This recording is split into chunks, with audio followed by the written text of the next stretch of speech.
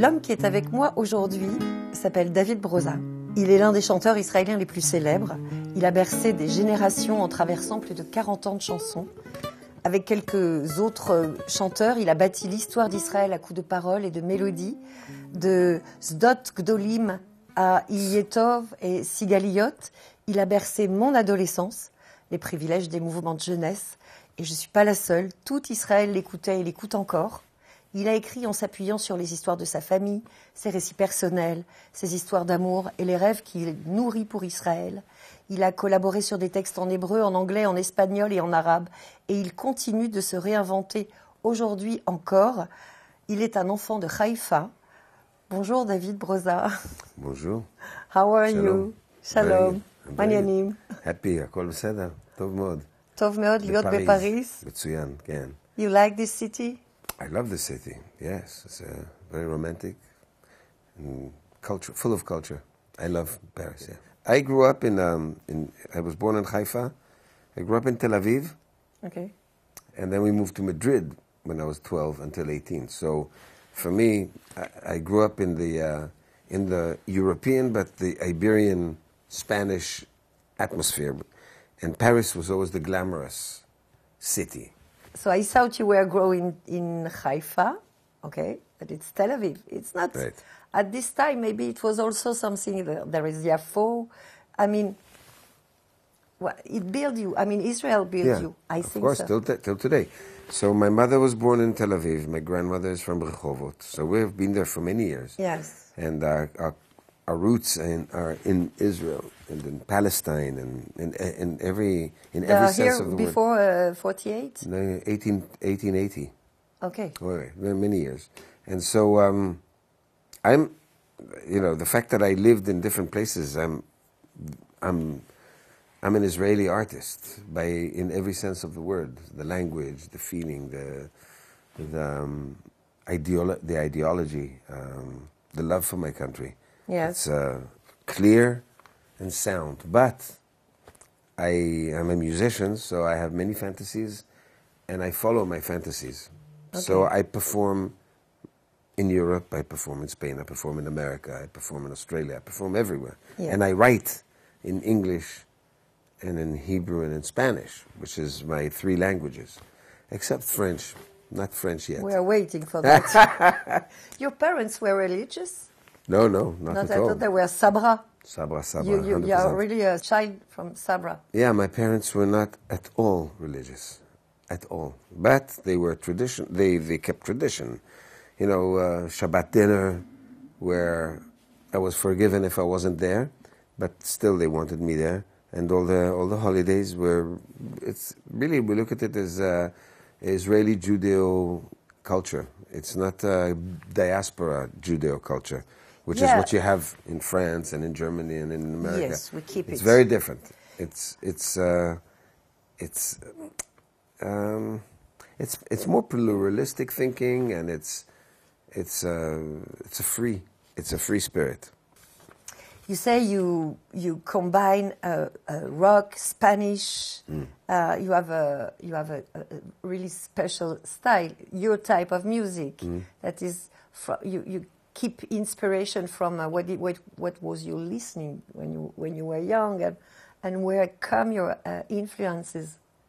So my influences start way at home. My mother was a folk singer. She was Israel's first folk singer with guitar. Her name was Sharona Aaron, and her songs were the first Israeli folk songs, like Erev Shel Shoshanim, Hor HaNeurim. She recorded all these songs. So I grew up with the folk sound in the house, but the music that I really got attracted and acquainted with was jazz. Okay. The bebop jazz. We're talking about Miles Davis, Cannibal Adderley, Dizzy Gillespie, all these, John Coltrane, but I never went into jazz. When I started music, it was rock and roll, and it was more the Jimi Hendrix, and the Doors, and the band, not regular folk music. It's only now, after 50 years professional, that I start experimenting further. So now I have my jazz the Broza Jazz, which is, it's new, but it's not really the first time. I've had the Broza 5, which was another band with jazz musicians, fantastic, from the United States. And we performed in Israel, we performed in America. But now I have distinctly the Broza Jazz, which is with Omer Avital and his quartet, and we think more on standard levels and coming from traditional bebop jazz, avant-garde. Where did you meet with Omer? You knew, I mean, it's Israel. I was a fan. No, I'm a fan of Omer Avital for many years. Yeah. I follow him. I understand you. Huh? We also. Yeah. I also. I know. And I met him during COVID in New York City. And by chance, he was playing with his group on the sidewalk outside the restaurant because you could not be inside. Because of the COVID, okay. And then he was passing a hat. No, crazy. For the musicians. Yeah. And I gave some money and I said, I have an idea for us. Let's talk. And he said, great, let's talk. So we started talking and created a very beautiful project called Tefillah. Yeah. I wrote music for synagogue. Yes. For Shabbat, Tefillot Shabbat. I want you to tell me the story of Tefillah. But it's also with Omer Avital. So Omer was the arranger. I took Omer on to write the arrangements. I wrote the music to the Tefillot, 14 prayers. Yes. And I wanted to create a big stage, like a misa, like a mass, like with choirs and with strings and with horns and so it's everything from klezmer to jazz to traditional, just beautiful. And we perform it live in New York for a year and a half, and now and soon somewhere else, maybe Paris, who knows? Yes. Yes. But please tell me, there is a story about Tefillah. It's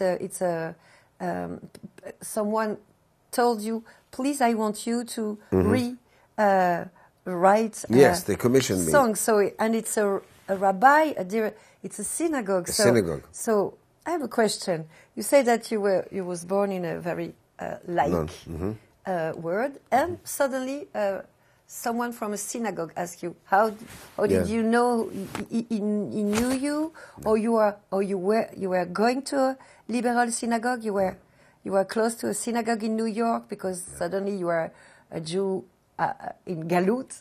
No, I help in this phase of my life. Yes. I'd rather help rabbis create congregations for their communities. So I come and I can maybe play a song during Tefillah, but no, I'm so far away from the traditional religious method and tradition and discipline. But when this person called me, it was the head of Temple Emmanuel. It's the biggest synagogue in New York, not church. Biggest synagogue in New York, in America. And he wanted to commission me to do this music. I said, but I'm not a practicing Jew. So he said, that's perfect. I said, but I really don't. He said, even better. I said, send me, I don't think I will do it. But then COVID came, and he sent me all the prayers, and 4 months later, I felt that I had read every book I wanted. I did anything, I filled up all my time, and I looked at email with all the prayers, and I started writing the music. And it took me 2 weeks, and I wrote all the, I did one prayer a day, 14. So it took a fortnight. One prayer a day? I didn't want to do more, just one a day. I wrote music. It's like an exercise. Yes. And my wife, Neely, she would hear it from the other room because we were quarantined. Yes. And every time she said, wow, this is beautiful. I said, really? Okay. I'll consider it.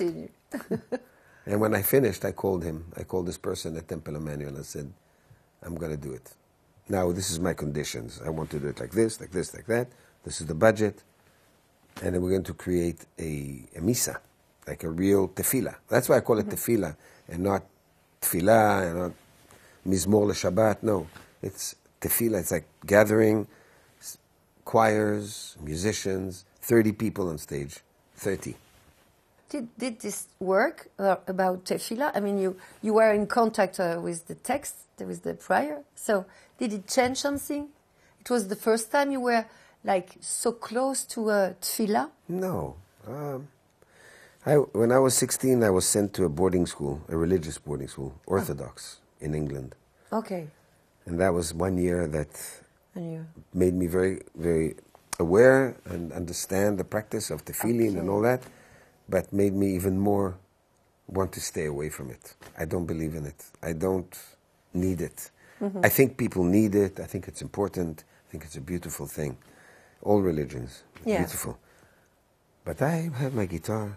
I have my music. I have the poetry. I work with the poets. It's not a religion, but it's my philosophy and my way of life. And I'm Jewish. So whatever I do is Jewish. Doesn't matter what I do. So I don't need to be reminded or to go 3 times a day to synagogue. I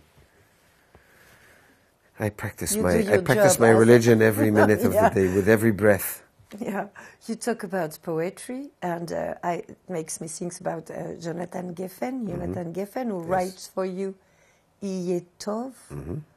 We arrive to the big songs and big famous songs that, for me, because I was at the Ashram Hatzair, we were waking in the morning with these songs. Yes, it's crazy. It's just crazy. It's crazy to bring you at Jazz and Klezmer. Because of that, because of my history, and Yiyhe Tov, it's a huge song. It's a song that you write in 1977. It was like there were a peace between Egypt, or it was the arrival. What was the condition? What was the special moment? The moment was arrival of Anwar Sadat, the president of Egypt, to Israel, and creating the first real peace agreement between the largest Arab country, Egypt, and Israel. And on that day, or the next day, Jonathan Geffen, this great poet, wrote the words on a piece of paper and gave it to me. And he said, "You have 48 hours to write music." I had never really written music before. So I sat down and I wrote music, and I became the musician that I am now. Yeah, thanks to that. You were 20. 22. You were 22, and you were learning guitar. You were learning guitar because I don't know where I read. No, I didn't learn. I learned guitar by myself when I was 12. You learned. We knew how to play, and I knew, but I never wrote. I was a painter. Okay. I was not going to be a musician. I didn't want to go to entertainment. I could play, but I didn't want to. So anyway, they made me guards for a year and a half, and in the end, they found out that at night I play in clubs and I play for soldiers, for the army, and they pay me. But I was a guard in the daytime with a guitar. So they recruited me to be a special artist in the entertainment corps, and for a year and a half I performed my shows. But in English and Spanish, and it wasn't anything to do with Israeli music. So established me. Yiyhe Tov is your first after that step to be a singer. Yeah, I served 3 years. Yes. And when I finished the military, my first job was with Jonathan Geffen at his show, Sichot Salon. And that's when Sadat arrived, and Jonathan wrote Yiyhe Tov, and he gave me, and I wrote the music, and then I became... like with her song. With that song. You and became then another famous. song, and another song. Yes. Yeah, and that's it. So many. The rest is history. And I stopped painting. And you stopped painting. I stopped, fini. You find another way to express yourself. But I could only do it one way. Yiyhe Tov, it's a song that, 77, but today, I don't know. For me, it's like Shana Abba Yerushalayim. It's.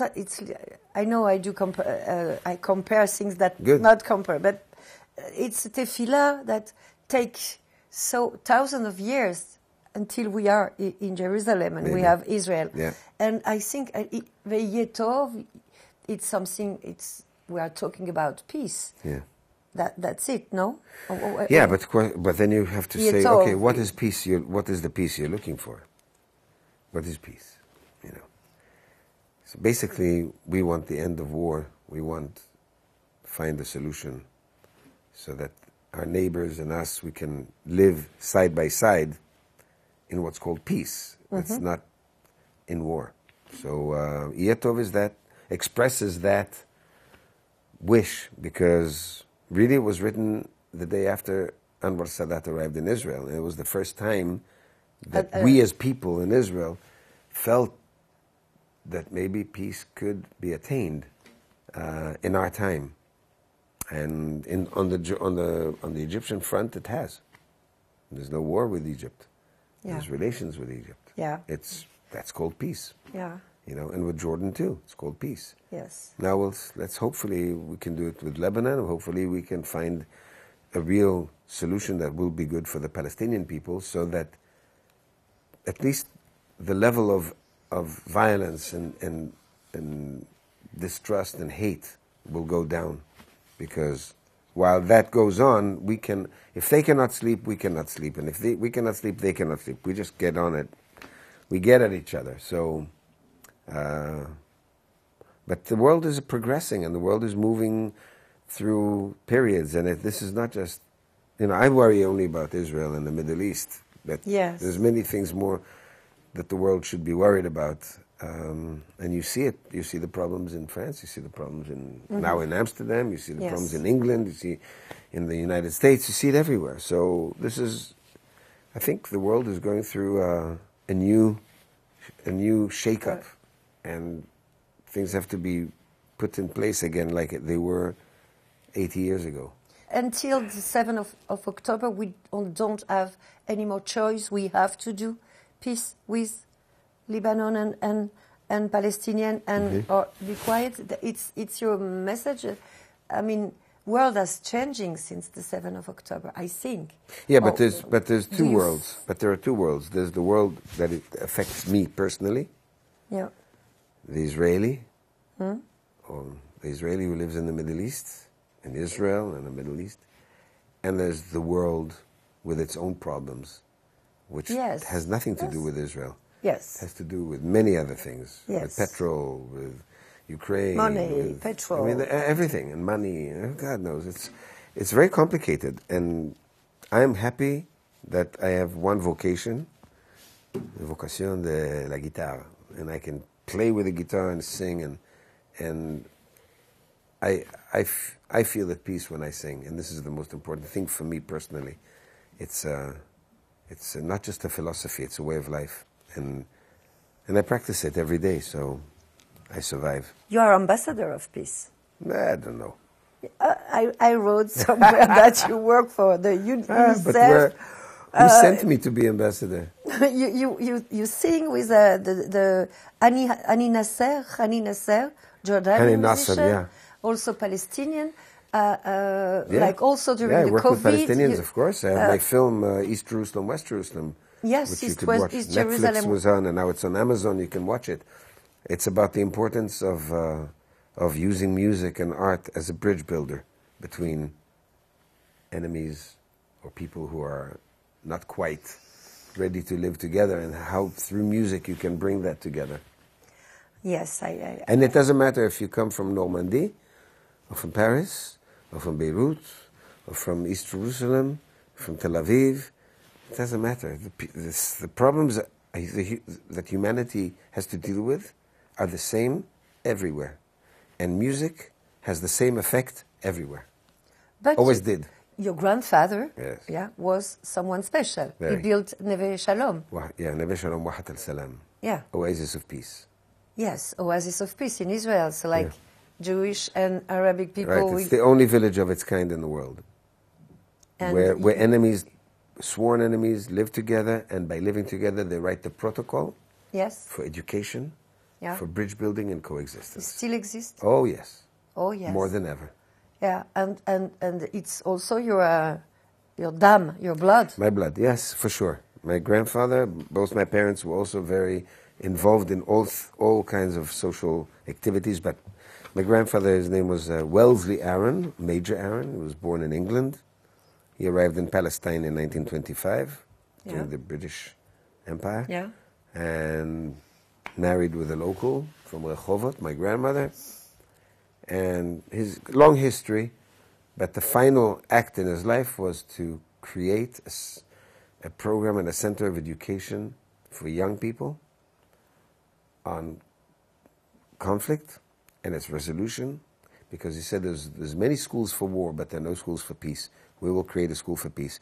And then eventually found a group of young people, Israelis and Palestinians, Jewish, Arab, Muslim, Christian, Muslim, and they all wanted to join this philosophy. They felt the same, and they created the village of Neve Shalom Wahdat Salam, which is really the only place in the world that brings out and creates this beautiful protocol of education that can be and is distributed worldwide, because people from all over the world need this kind of guidance, and it's so important, and it's so difficult, and it's so important today, more than ever. Yes. Did you feel when you go singing since the 7th of October, sorry to come back to that, but that because you are Israeli, there is difference? Did you hear about that? Is it arrived to you? I've heard about it. It hasn't arrived to me, thank God.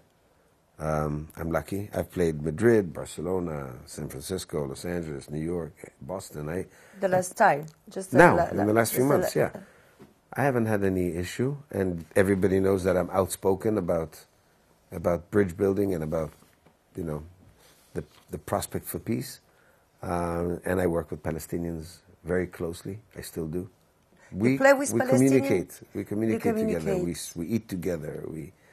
We cry together. We laugh together. Nothing has changed except around us everything is going crazy. Yes. But because of who we are, which is we're pragmatic about relationships. We're not dreaming and thinking, and we're not angry at the world. We accept what is going on, but we have a different point of view and a different philosophy. And so we manage to be together and to continue our love and relationship and respect for one another through music and through everything, and through sharing a piece of pita and bread and you food. Don't feel that it's more thin now than before? Of course. Like we go, of course. So many Jewish are like radical now, and they say, stop, we are fed up, or Israelis say, we are fed up of that. Of course. All the arguments are out, and all the arguments are legitimate, and they're there. You can't stop them. But also my argument is there and holds on. And I do not change my way of life, and I do not change my philosophy and my belief, my hope and my vision. I do not. That's it. And it's not important. My point of view is mine, and nobody has to agree or listen to it. It's okay. But it's how I look at life, and that's how I look at myself in the mirror, and I say, c'est moi. That's it. Let's talk just to finish.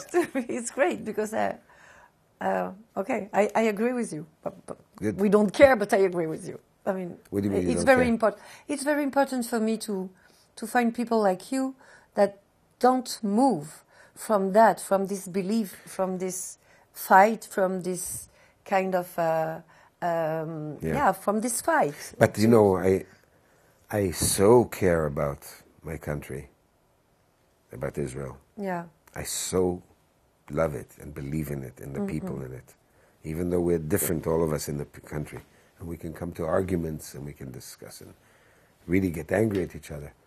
I just believe in that society, and I believe in what is for the diaspora the Zionist dream. For me is the Israeli reality, because Israel is the result of Zionism. Yes. But it's not Zionism, it's Israel now. It's different, it takes on a different coat. Like I am an Israeli Jew. It's very different from a French or Spanish or German Jew. Yeah. Very different. So I fight for my country. I'm not a pacifist. I'm a peace fighter. There's a very big difference. You're a peace fighter. You're not a pacifist. I fight for peace, but I fight. And I will argue, and I will fight for my right and for my presence, and also to change society within to accept what is peace, which is coexistence, which is bridge building. You have to fight for it. You have to. But in this day and present, since October 7th, reality is different. Yeah. I have to hug and love and protect the people in my country and give them hope and give them strength through music. That's all I can do. So I've done hundreds and hundreds of shows, just voluntary, for free, just going from one village to another, from one room to another, from one place to another, and to soldiers and miluim and everybody, just to play, to give them an hour of the magic that's called music, and hopefully it gives them strength, because there is nothing for me if Israel is not there. I will be. There's not even. It doesn't even come to mind. So we have to fight for it, and we have to fight for peace in the Middle East too. Yes. But now, we're fighting for survival, and to keep ourselves together. The next phase, when it comes, will be making the dreams come true. But for now, we have to make the dream alive, and afterwards it can come true. So we have to remember this. I'm not some kind of walking around, no, we have to make peace. No, wait. Let's get rid of the evil.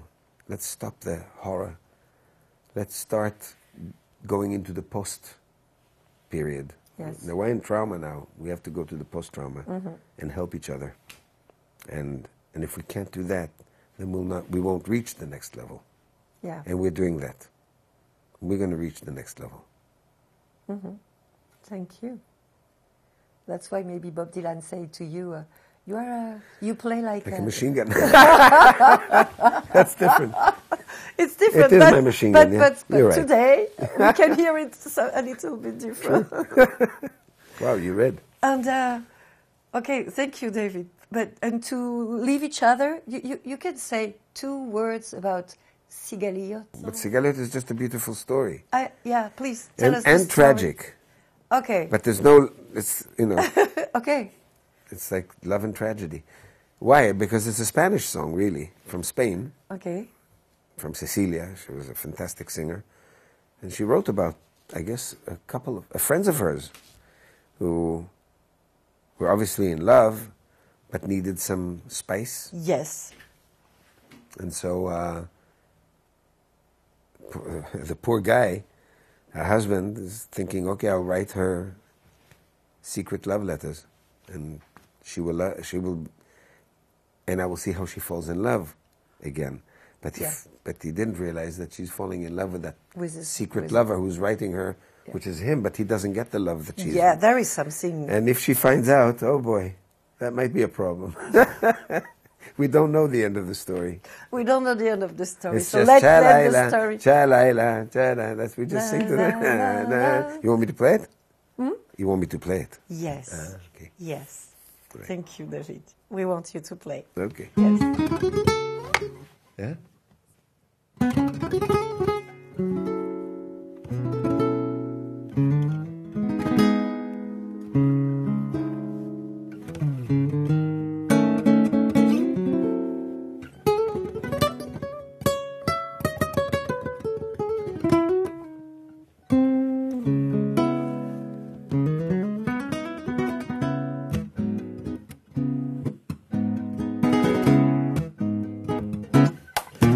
היא התחתנה והיא מאושרת, למרות שבעלה היה מין שד ופרק, כל הזמן מצווח קבוע, והוא אפילו לא אומר מה כלומם. 3 שנים שהיא מקבלת מגבר שר מתחת דלת, מכתבי שירה אליה מאירים את אלומיה.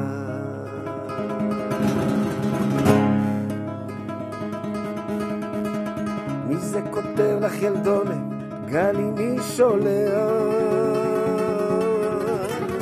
זה פרחים סגול שהאביב פורח, היא בת 9 בחולו ומנבר, בלי ברכה בלי שם או רמז, שולח לך סיגליות בזר קשור בסדר.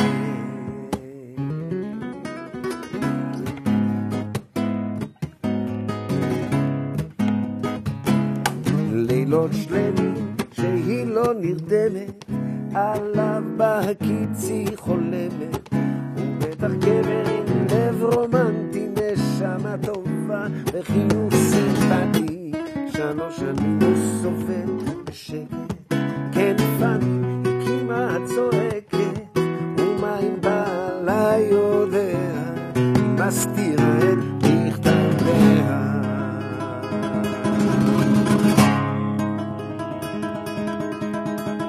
מי זה כותב לך ילדונת, גלי מי שולח? זר פרחים סגול שהאביב פורח,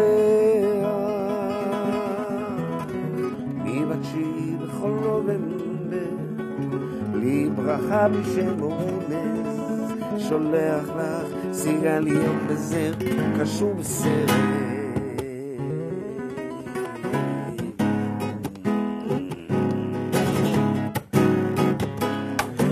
שבעלה חוזר הביתה, עייף מהעבודה, זורק מבט שואל למטה, הוא לא אומר כן והוא יודע, אם היא תדע בטח תשתגע. כן זהו שכותב אליה, הוא האהוב, הוא חלומותיה, ומה אם בעלה יודע, היא מסתירה את מכתביה.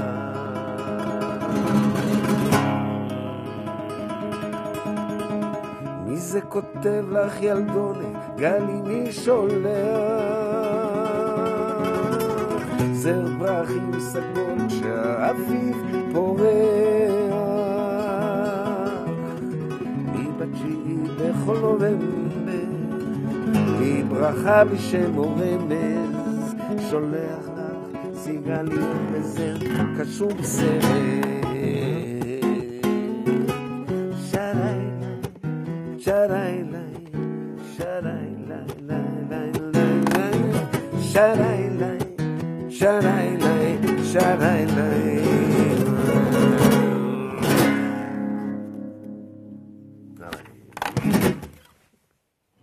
זהו. You wanted Yiyhe Tov, you wanted, no, but that's a long song, okay. Yes, so maybe We'll do parts of it. Okay.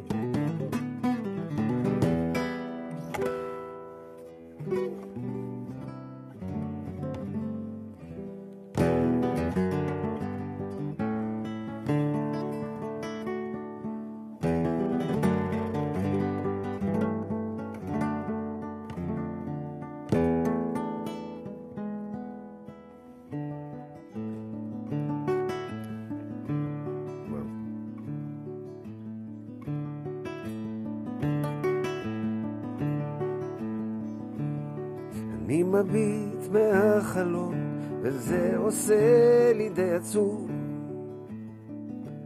האביב חלף עבר לו, מי יודע אם ישוב. הליצן היה למלך, הנביא נהיה ליצן, ושכחתי את הדרך, אבל אני עוד כאן, כדי יהיה טוב, יהיה טוב, כן. לפעמים אני נשבר, אז הלילה,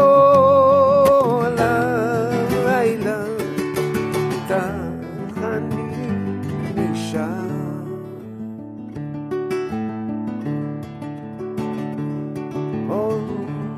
אני מביט מהחלום, לראות אם כל זה אמיתי. אני מביט מהחלום, וממלמל את תפילתי. עוד נגור זאב עם כבש, ונמר עם בת צמדי, אך בינתיים אל תוציא את ידך מכף ידי.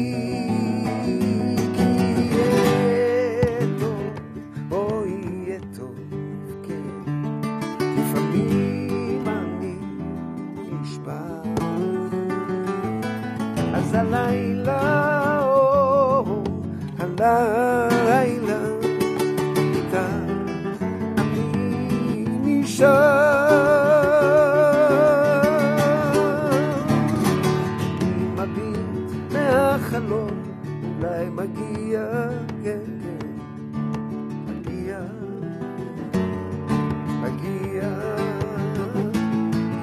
מחדש.